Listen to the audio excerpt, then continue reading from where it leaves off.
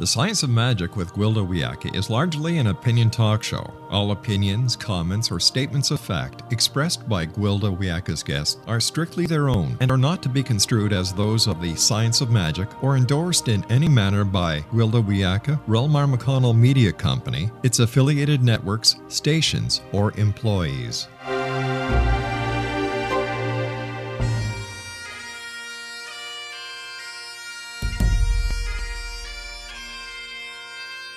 Welcome to the Science of Magic with Gwilda Wiyaka, a program dedicated to uncovering the unified nature of reality and humanity's ever-evolving place as truly galactic beings. For more information on the Science of Magic with Gwilda Wiyaka, visit us online at www.thescienceofmagic.net.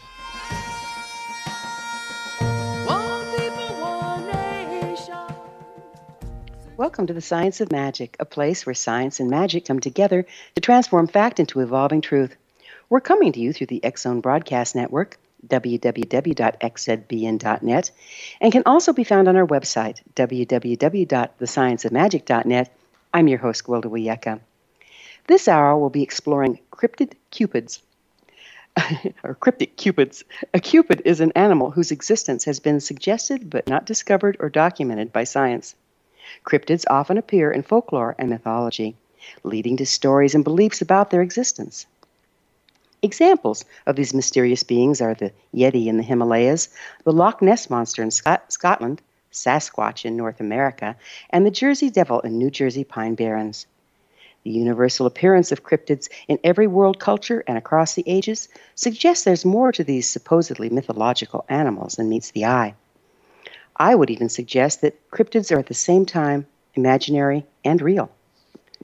Shamanically speaking, the imagination is the landscape where information of the more esoteric aspects of life and from the quantum level is represented in metaphorical form. This information is picked up by the subconscious mind in what we may call our sixth sense. In order to make sense to the logical, linear mind, it's translated through the imagination as a metaphor. Many metaphors are universal within cultures. Examples would be the Celtic Green Man and the Native American nature spirits. The natural elements interact with the world through their electromagnetic or toroidal fields. These toroidal fields are often photographed near running water or around fire, appearing as orbs. Their frequency is also represented in the imagination as water sprites or fire spirits. Each individual element has a distinctive energy matrix or frequency that human registers with the subconscious or sixth sense. This matrix is then represented in the imagination as a metaphor often found in the culture of the individual. Some believe these archetypal metaphors run in our genealogy through imprints on our DNA. Thus, an individual need not have prior knowledge of a particular metaphor to present itself. This would explain the amazingly similarity of alleged sightings. Energy matrices can form composites, resulting in more complex metaphors.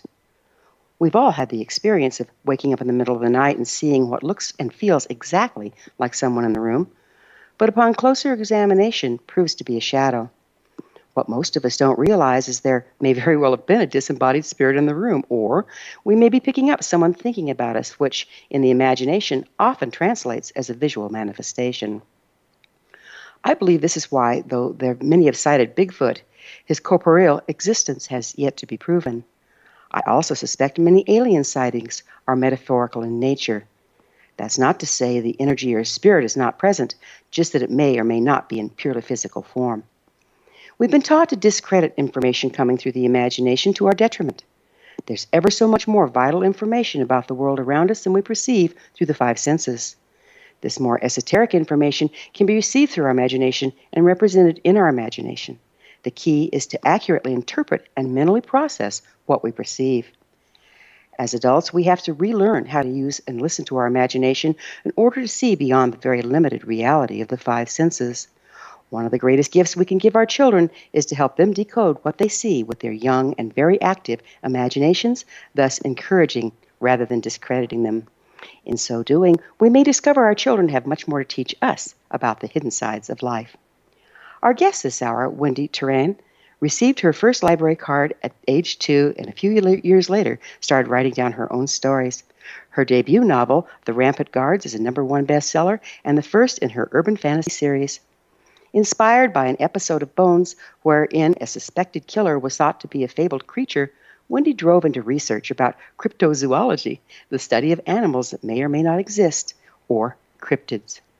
Poring over stories, videos, and photographs of creatures others had seen all over the world, Wendy developed her own story to share with middle-aged, middle grade, young adult, and grown-up readers. Wendy graduated from the University of Utah and transplanted to Colorado, where she completed her MBA at the University of Denver. While working in finances, the network security industry's guidances from a career coach helped her fully engage her passion in writing. After this commercial break, I'll introduce Wendy, and together we'll introduce the not-so-unreal of cryptids and the exciting landscape of childhood imagination. So don't go away. You're listening to The Science of Magic. Prior innovative episodes can always be found on our website, www.thescienceofmagic.net.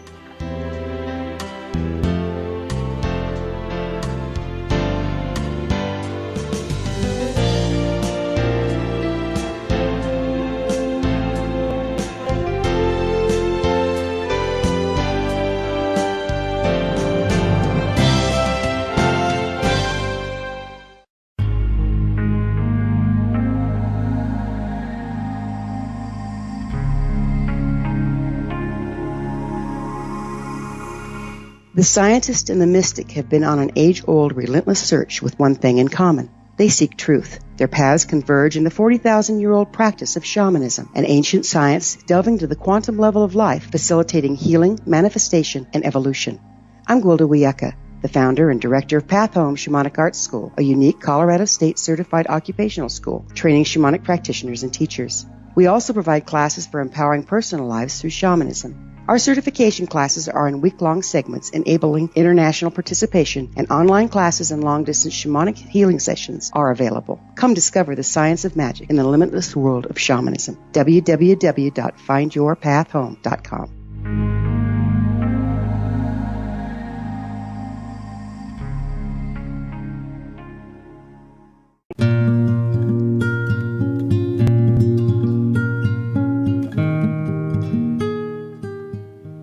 Welcome back. This is The Science of Magic, dedicated to unification and evolution of consciousness. I'm your host, Gwilda Wiyaka. Our guest this hour is Wendy Terrien, author of The Rampart Guards. Her website, www.wendyterrien.com. That's WendyTerrien.com. Wendy, thank you so much for joining us on The Science of Magic. Oh, I'm so happy to be here. Thanks for the invite. Of course. You've been writing stories all your life. What do you think is the most important thing about storytelling?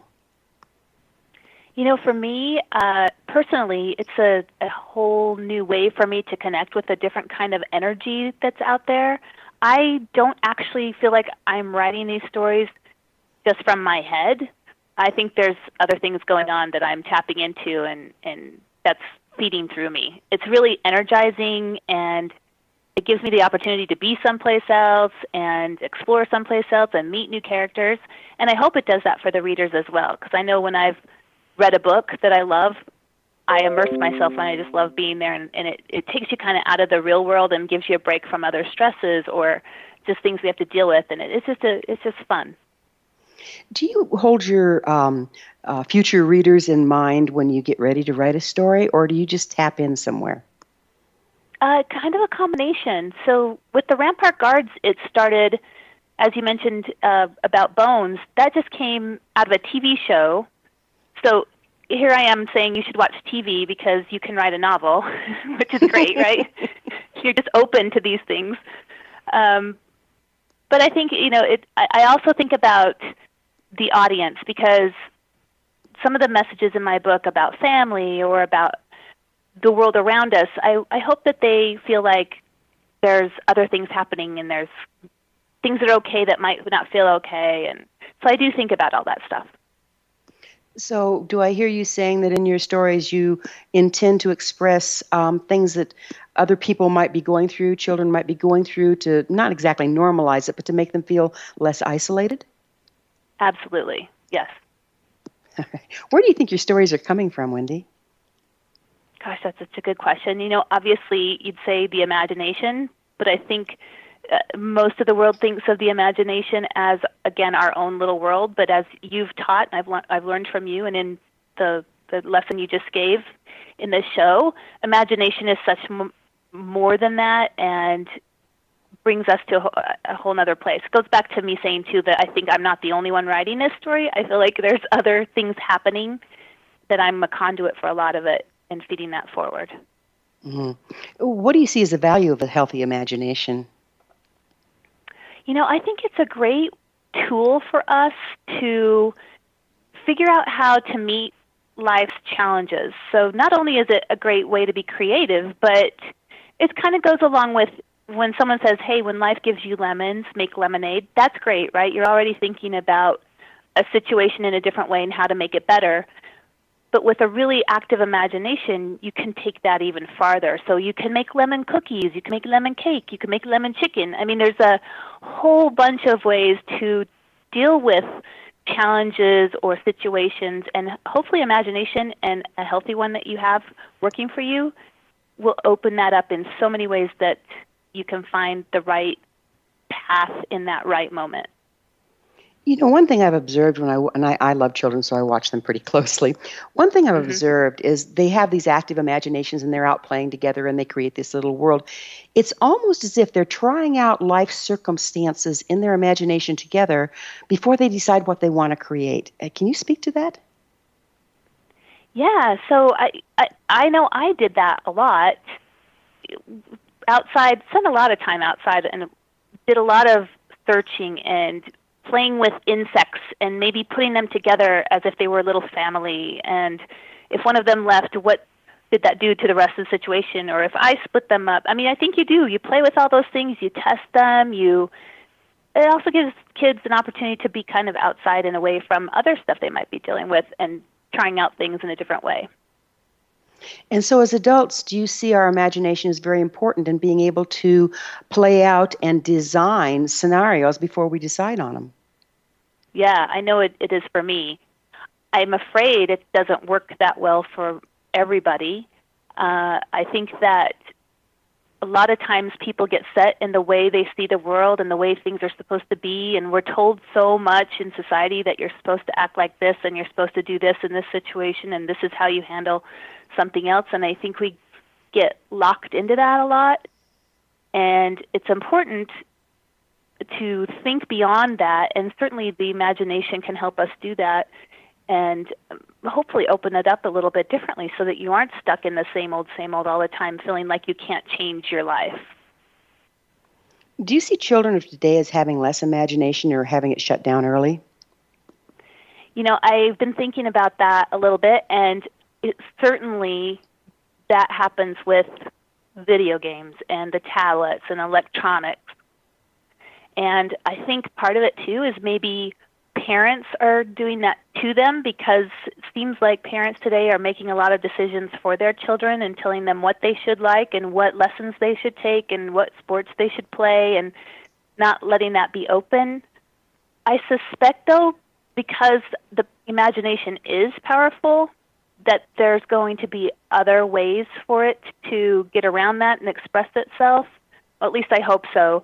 I know that even with video games, there's some really interesting stories that are built into some of the video games, and certainly stories make us think about things differently or come up with new ideas. So I hope that that still is nourishing that in that sense, and that the imagination can continue to find a way to work around electronics and the other things that we're kind of pressing down on our society. How do you see that stories and storytelling, like what we're talking about here, books and storytelling, stimulate the imagination more than the TVs and the programs and games? I think it's because when I read a book, I turn it into a movie in my head. Mm-hmm. And I actually, even though the world is being spelled out in front of me, I still create it and make it my own. So those characters, whether they're really specifically described or not, I still have my own personal imagination's picture of that person or that world that they live in, or the things that they're doing and where they're going. It's my world as much as that story's world. And I think that's That's really like magic. With a movie, you don't get to do any of that. Yeah, they've already canned the characters. I remember, repeatedly, I'd read a book and the same thing would happen to me. I'd get the pictures and the way they looked and all that stuff going in my imagination. And then they'd make a movie out of it. And I was always most always dissatisfied with who they scripted the parts because it didn't match with my fun. Exactly. And then too, if they do that right in the book and you've really immersed yourself in that story, you want to be there. I know I would love to go to Narnia. And I want to absolutely get that letter that I'm going to Hogwarts, but it hasn't happened yet. But I believe it might someday. Exactly. Those are those things you just like, it becomes part of your like, oh, I love that, and it feels really exciting and really great. And doesn't it kind of leave you with an openness for magic to happen in your life? Absolutely, yeah. Because, you look at like Harry Potter, and I've done a similar thing with my story, but Harry Potter, you feel like that really is true, right? There really are muggles, and there really are magic buildings around us, and Diagon Alley, and there's a Hogwarts, and there's a train that goes where we can't see it. And, it feels like it could really be real, and I love that. And I have the same kind of thing with the Rampart Guards because I use cryptids in the story that people really believe exist. You can Google any of them. And I love the fact, too, that a lot of creatures that used to be considered cryptids have been proven to be real. So it's fun and it's exciting to think, maybe there really are skyfish flying around us right now. And maybe someday we'll find out it's real. Yeah. So I love it's just amazing. You're a student of shamanism and shamanic traditions, teach with storytelling. What value do you see in this versus the lecturing or rote memorization form of teaching? Oh, learning with a creative aspect is something that sticks with you in a more solid way, and also it's relatable back to you experience it. You can make it part of how you understand it rather than just, here's the information, you must memorize it. I don't think you really incorporate it into yourself and your mind and your knowledge if it's just fed to you. But through shamanism and using your imagination and the stories and all of that makes it so relatable, it just becomes part of us. It's amazing, isn't it? And it's like all shamanic traditions use storytelling as the way of passing down history as well. And each story almost like becomes a compartmentalized entity unto itself. Do you see that happening? Yeah, absolutely. I know from the training and the work I've done with you, a lot of that still comes back in moments that I even don't expect it. I'll have an experience and it'll immediately remind me of something that we've worked on and done. And even though that's been compartmentalized somewhere, I didn't realize it. And then suddenly here it is. And it's helping me. It's something that I go, oh yeah, okay. I can tap into that and I can use that. And it's a great energy. And here's the whole concept all compartmentalized in a complete story that comes to mind immediately. Mm-hmm. Yeah. Exactly. Why did you decide to write for young adults? I'm not sure. I think it's just because that's the voice that I hear in my head, and whether that's just part of me or if that's part of the larger plan, I don't know. But I will also say that I'm also a big fan of my inner child, and I often have that inner child more as an outer child because I love games and play and silliness, and so I may be selfishly entertaining myself as much as anything. Well, like you brought up, like with the Harry Potter series, I myself, and I know I have a lot of friends that, these were written for young adults or even for small children, but I enjoy them more than a lot of the books that are supposedly written for my age group.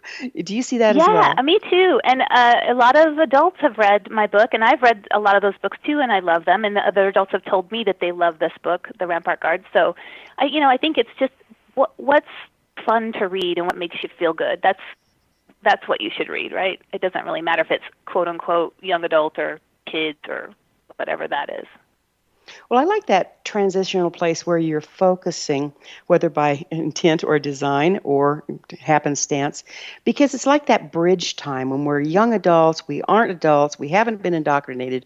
So it's almost like you're pulling back to our childhood excitement about the imagination by bridging that storyline in that age.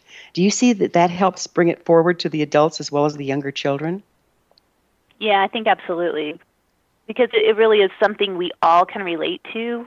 All that happened to us during that time in our lives sits with us, I think.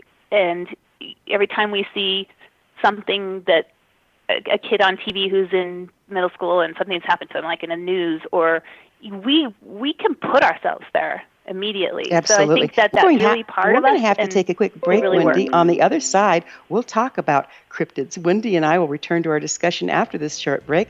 You're listening to The Science of Magic on the X-Zone Broadcast Network, www.xzbn.net. I'm your host, Gwilda Wiyaka. Previous broadcasts of thought-provoking episodes can always be found on our website, www.thescienceofmagic.net. We will be back, so don't you go away.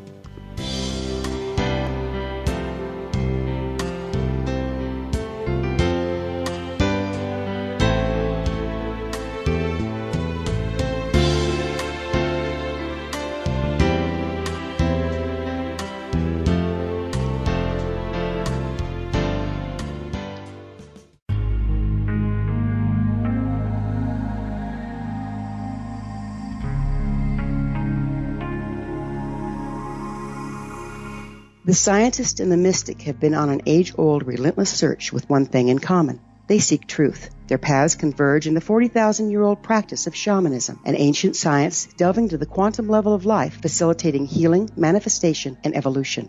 I'm Gwilda Wiyaka, the founder and director of Path Home Shamanic Arts School, a unique Colorado State certified occupational school, training shamanic practitioners and teachers. We also provide classes for empowering personal lives through shamanism. Our certification classes are in week-long segments enabling international participation, and online classes and long-distance shamanic healing sessions are available. Come discover the science of magic in the limitless world of shamanism. www.findyourpathhome.com.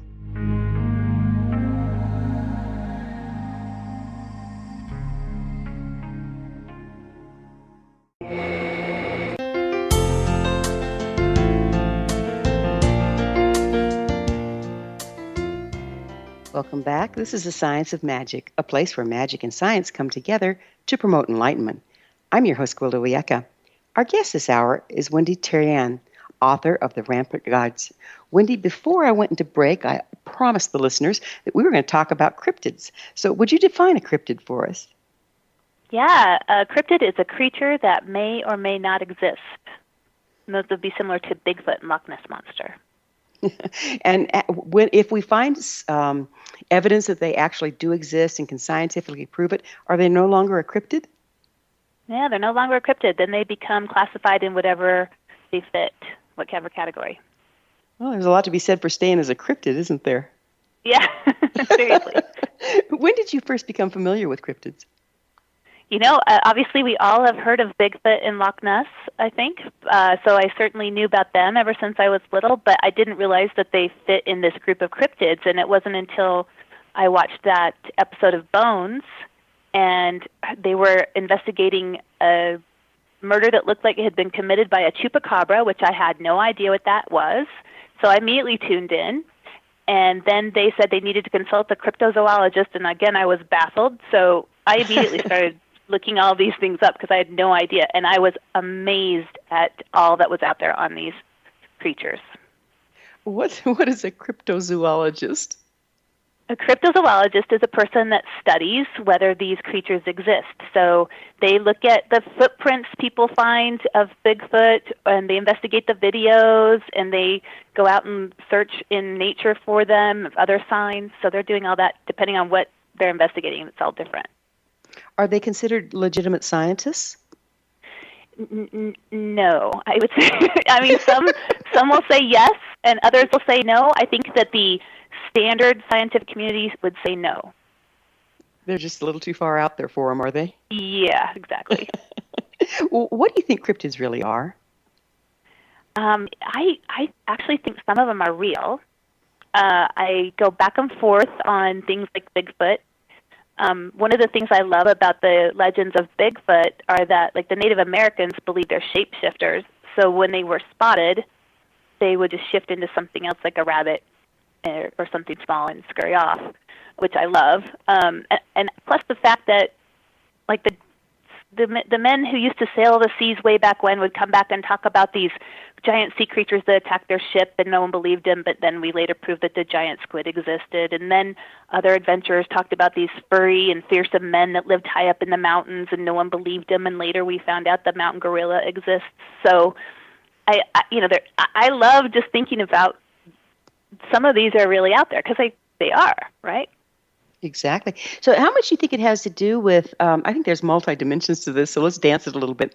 How much do you think it has to do with, we see what we expect to see, and so we see something out there like a furry creature that may or not have ever been cited or spoken of before, and our mind tries to translate it into something that makes sense. How much do you think that plays in there?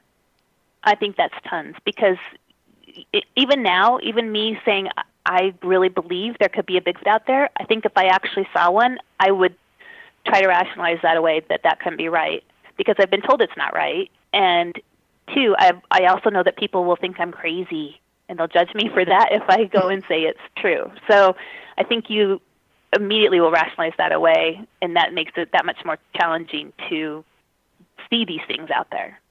Exactly. And then on the other side of this little argument coin, people that have very active imaginations and don't make a real discernment between the esoteric information that we're translating through our imagination and what's actually going on in ordinary reality can literally see what's actually a metaphor and think it's in physical reality. Do you think that plays part of it? I do, yeah. And I think that's I think that's a harder one to get a hold of for me, just because I don't think we know when we do that, and I've probably done that. But that's a harder one to say, absolutely, I know that's true. And I've trained myself, and I help my students train themselves to shift where our awareness is, so we know when we're dancing that edge between what's physically real and what's energetically present. And I think it's a very fine edge, and I think it's getting finer as we go on. Have you seen some of that? I have, and even in my own work and experience, the difference for me is when I'm in the physical world, I still have a hard time doing that. If I'm focusing on being open to that, and maybe in a meditation or other state, then I get that. I can get there, but I'm still working on the more physical world. Yeah, and that's what the disciplines of shamanism and everything else about, is being able to transition between the physical and the non-physical and get accurate information. What role do cryptids play in your latest book? They are just like humans. There are good cryptids and bad cryptids. So they have different roles in that sense. But I also, they play a big part in changing Jason. Jason's the main character. His view of the world around him. They really shake things up, and they make him see things differently, both on a personal level with his relationships with other people, as well as just how the physical world exists around him. Nice. If you'd have to point out a hidden meaning that you've woven into your book, or that was woven into your book, what would it be? Probably a couple of things. One would be what we just talked about, the fact that the world around us isn't exactly as we seem, or as it seems, and that if we're a little more open to things, we're going to learn more and see more and experience more.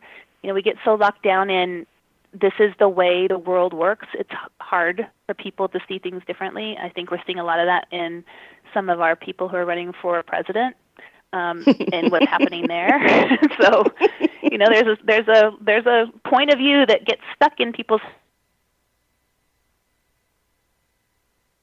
head. More open comes in.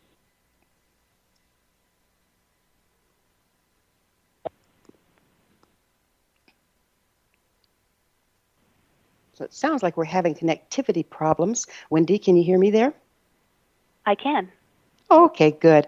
We broke up a little bit on that one. Let's go to the next question, though. Can you tell me about heroes and heroic acts and why they do seem to be so engaging in stories? What purpose do they serve for the young reader? I think they're just such a powerful story, and so often they come from a normal person. And, obviously,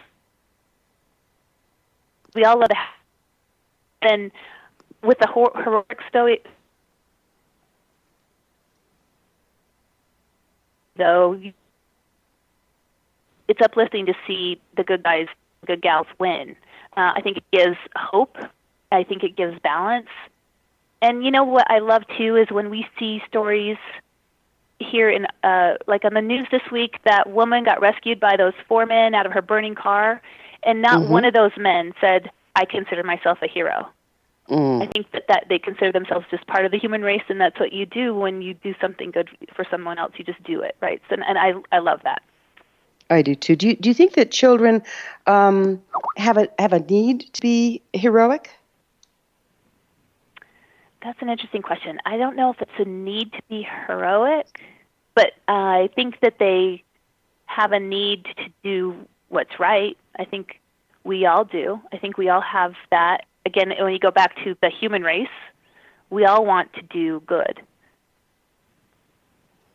Yeah, I think we do too. And like you said, with those people, they don't know that they're being heroic. They're just doing what they feel is right at any given time. Do you think stories can expand a child's imagination and help them conceive of what they really may be capable of? Absolutely, yes. And along the line of encouraging imagination, I think it would be great to partner that with encouraging our children to fail and be okay with that. Because I think they might have all these ideas and things they want to try, but the other message they're getting is do not fail. And so then they don't try those things, and I think that kind of stifles the imagination as well. Whereas if you try something and you fail, there's not a big deal there. You learn from it, you move on, you try something else, and you feel good about yourself for trying. I think that's the bigger, more successful part of that. When I started to think about writing, part of me was very afraid to say, I want to be a writer to people. But the other part of me said, do you want to be on your deathbed and say, I never did try that and I'm really glad? Would you say that? No. You would say, I wish I had tried it even if I had failed. Failure is such a wonderful subject. I'm glad you brought it up, because one of the troubles I've had as a parent is trying to protect my children from failure or from that kind of an experience, when indeed the time for them to fail is when they're under your wing, allowing them to expand and see what works and what doesn't work. And I think we've lost that in this culture, don't you? Oh, absolutely. I think it's so looked down upon if you fail, and there really is nothing wrong with that. I think there's much more. It's much more fantastic to try something, and if it doesn't work, that's fine. What's the difference, right? It doesn't make you a bad person or a horrible person or and take away from your being as a human. It to me it says, good on you for going out there and taking a risk and giving it a try. And who knows what you're going to discover? You may discover that that's your gift. Whatever that thing is you tried, that's your gift. And if that wasn't it, you try the next one, and maybe that's your gift. So I think it's important. And those people in our culture that aren't afraid to try wild and crazy things are the ones that actually make advancements for us all, don't you think? Absolutely, yes. Yeah. What message would you like for children and adults, for that matter, to glean from the Rampart Guards? I think it's just really that the world around us isn't necessarily as boring as you think it is. There's just so much happening, and if we can open our eyes a little bit and look beyond where we have been raised to look, there could be some really fantastic, wonderful things out there. And hopefully it's just, think creatively, think with imagination, open up, don't say no to every idea that comes up, and don't say that's wrong. Say, let me think about it. Better yet, let me play with it in my imagination and see how it runs there, right? Absolutely, yes. Do you think we can avoid having to act out a lot of mistakes if we run it through our imagination first to its end?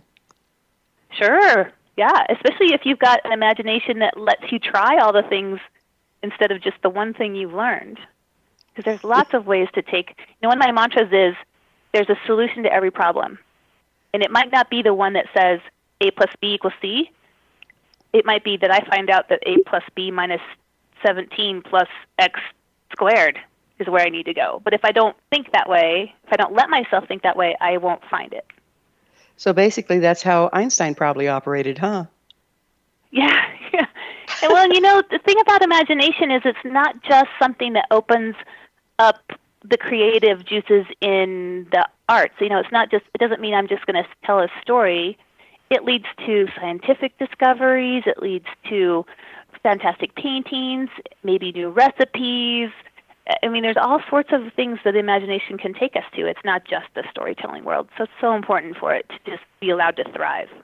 Absolutely. Wendy, you and I are going to have to take another little break here. Wendy and I will be back on the flip side of this commercial break. You're listening to The Science of Magic on the X-Zone Broadcast Network, www.xzbn.net, the place where altruistic professionals of science and the esoteric create common ground for the betterment of our world. You can always listen to previous broadcasts that are very transformative and very interesting on our website, www.thescienceofmagic.net. Don't go away. We'll be back.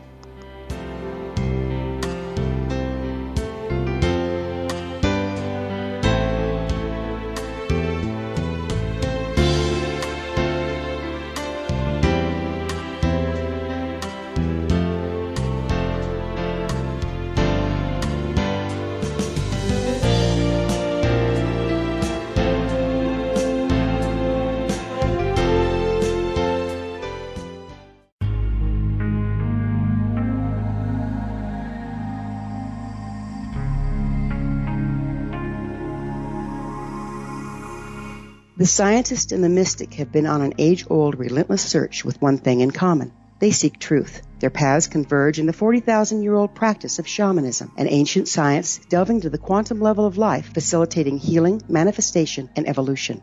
I'm Gwilda Wiyaka, the founder and director of Path Home Shamanic Arts School, a unique Colorado State certified occupational school training shamanic practitioners and teachers. We also provide classes for empowering personal lives through shamanism. Our certification classes are in week-long segments enabling international participation, and online classes and long-distance shamanic healing sessions are available. Come discover the science of magic in the limitless world of shamanism. www.findyourpathhome.com.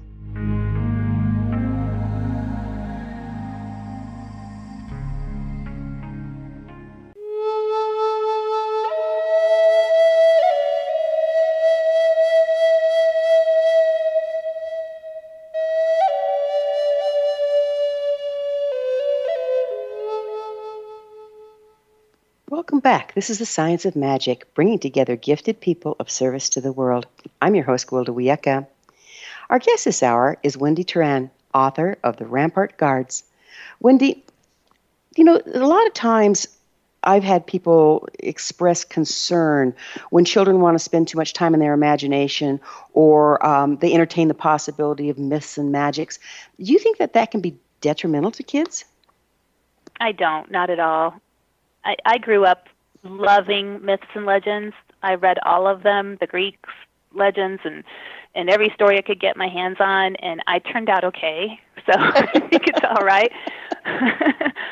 Plus, it goes back to, if your imagination is active and vibrant, it's going to open up not just your creative self and your own kind of world of art or storytelling, but, we talked about scientific discoveries. You mentioned Einstein, math. I don't even like math, but I know that a lot of math comes out of just being open to that and creative and thinking and testing things in a different way.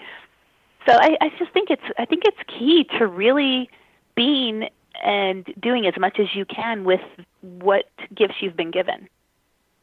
There's an interesting thing going on our planet right now, and it's like decompartmentalizing, and different cultures are being driven out of different places and ending up every place else. And, so before we had these cultures, and they had their cultural beliefs and their cultural myths, but now that we're being smooshed together, what do you see as the value of studying and playing with myths and legends from other cultures? Oh, couldn't we just learn from that, right? I mean, a lot of the times we discovered that those myths and legends are really similar to ones we've learned in our own culture. So that's interesting, because we've got these universal stories that have carried across different cultures for eons.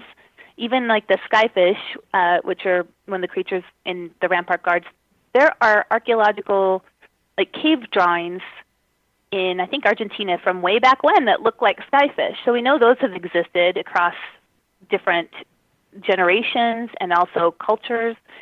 And I think that if we learn, we certainly can learn that we're all really one race, right? We're all human race. We're not really, those people over there and us people over here, and you stay on your side and we'll stay on our side.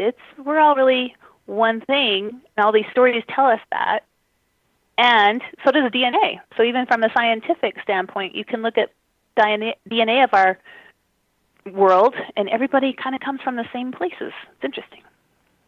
Do you think that's why there are these themes that run through varying traditional myths and legends? It's like these different energies are represented by different deities, but they're still the same energies? Yeah, I think that's totally possible. I mean, it's in a weird sense, it's logical, right? Even though we're talking about myths and legends, there's an element of logic running through that says, well, how else did those stories come to be so similar across cultures? There's something going on there. Yeah, it's just universal. And I like looking at, okay, how many goddesses of the water are there? And why are they always female? That sort of thing. Of course, there's that guy with the 3-pronged sword that's the king of the water, so who knows? Yes, that's true. That's true. Hey, I understand your book is already a #1 bestseller. Congratulations. Thank you. Yeah, that was exciting to see that. I was giddy for sure. I'll bet. When did it come out? It came out February 26th. Oh, and it's already a best. Wow. Congratulations again. Where can people find your book? It's at all the places you might want it. So certainly local bookstores, if they don't carry it in stock, they can order it. But it's also Amazon and Barnes & Noble online, and even in audiobook form too. So it's available through all the audiobook outlets. You started being fascinated with stories and storytelling very young. What advice do you give children and adults, for that matter, about being able to engage in storytelling and writing if they're so inclined? Just do it. I remember just sitting in my room by myself and writing stories when I was little. I still have some of those notebooks, and it's so much fun to go back and look at that. I tell myself I'm going to go back and turn these into more story now. So someday I may do that, but it was such I just remember the energy of being in that story while I was little and just doing my own thing on my own. It was just a really powerful experience to be able to do that and create something. One of the things that I've noticed as an author is that oftentimes when I'm doing things boring and repetitive, like going for a walk or washing dishes, and I've set myself down a subroutine, so I have the same way I do it every time, and that frees up my mind and my imagination, and that's when a lot of stuff comes through for me for stories. Have you found that as well? Yeah, mine is always, I shouldn't say always, but there's oftentimes I'm trying to fall asleep, and I've learned that I cannot let myself fall asleep if I like the idea that has just floated through my head, because I will forget it. So I have to write that down. But it happens when I'm maybe doing the dishes, I'm loading the dishwasher, or I'm in the shower, which is a little cliche, but that's really true. Falling asleep, it's those kinds of mindless moments that these other things come in. Get the head out of the way and magic happens, right? Exactly. So actually, when we're starting to fall asleep, and I get a lot of that, I do most of my writing at night. If I go to bed with this is a subject matter I need to address tomorrow in class or something, then I will, as I'm starting to slip into theta, going from alpha into theta, that's when that information comes through. Do you think we're tapping into something universal when our brainwaves drop to theta? That seems really logical to me. I haven't thought about that, but that makes sense because it's a different level that is not tuned into the daily, what I have to do right now in my daily life, to be more open there. So that makes a lot of sense. Do you think we're able to tap in there more easily to myths, legends, and cultural representations of those things? Yeah, I think it's like a muscle, though. And it's also like I learned with meditation, if I don't do it all the time, it gets hard. Just like in my writing, if I'm not continually writing on a regular basis, when I go back to it, it's harder again.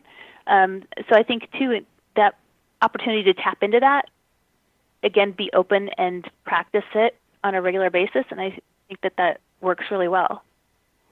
Tell me, have you ever experienced what they call writer's block? I don't believe in writer's block. Oh, good, because I've never run into it. Yeah, no, I've had moments where it's like, I don't know what's going to happen next, but I don't feel like that's writer's block. I'm just waiting for the rest of the story to process, and I love the experience, too, because I actually don't write the story not only from I feel like the world around me is writing it, but also the characters tell me what they're doing. So Rampart Guards, I had a whole lot different ending, I thought, in mind until I got there, and it was completely different. So there's a lot going on there.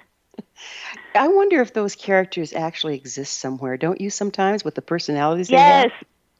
Yeah, I saw something, too, that said, what if we're all a character in a book, and when we can't find something that we went to get, we forgot why we went into a room? It's because the writer is backspacing and rewriting it. That's a scary thought. I want to find the author of my story. I'm going to wring their neck. Yeah. So see, not only do my characters exist somewhere else, we are someone else's characters. Now to start thinking about that really can make you go crazy. Oh, what's scary is that's logical. It makes sense. Yeah. Who influenced you most in becoming an author? I think just reading. I loved A Wrinkle in Time. I loved The Chronicles of Narnia. I loved the Lord of the Rings series. I just loved all these stories and these writers, and I read everything, and I still do. And I really think that's it. I think it's just this story. It's just the writing and the story in those worlds was really something I wanted to be part of. Do you have anything to share with our listeners in closing? I just thank you for having me here. I do have 2 books coming out in the series next year. So if anyone wants to keep track of that or be interested in learning more, my website or Twitter or Facebook, I'm on all those places, and I'll have information posted there. Great. So how many books do you think there are going to be in this series? 5 is the number in my head. I know 3 of them because I'm writing the other 2 right now, but I have no idea what will happen in the 2 after that.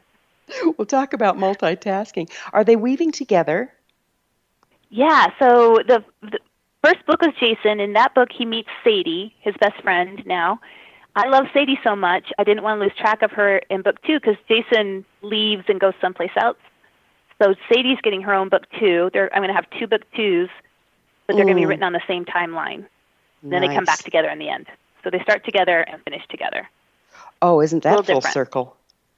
Yeah, it's a little different than anyone's ever done, and I have to write them side by side to make sure I'm keeping everything in sync. It's been a good stretch of the brain. Yeah, that interweaving is so multidimensional, and it really appeals to the way the young ones are coming in right now, is with the capacity to perceive on more than one level. I can't commend you enough for such beautiful work. Thank you. Okay. So I guess we're going to have to probably call it a close. Unfortunately, we're running out of time. Our guest this hour is Wendy Terrien, and she's is the author of the Rampart Guards, which is a series. Her website, where you can find out more about Wendy, is www.wendyterrien.com. That's TERRIEN.com. This has been The Science of Magic. Remember, you can always listen to past thought-provoking episodes for free on our website, www.thescienceofmagic.net. Until next time, dear ones, may you be blessed with knowledge and comforted with love as you engage in the magic of your imagination.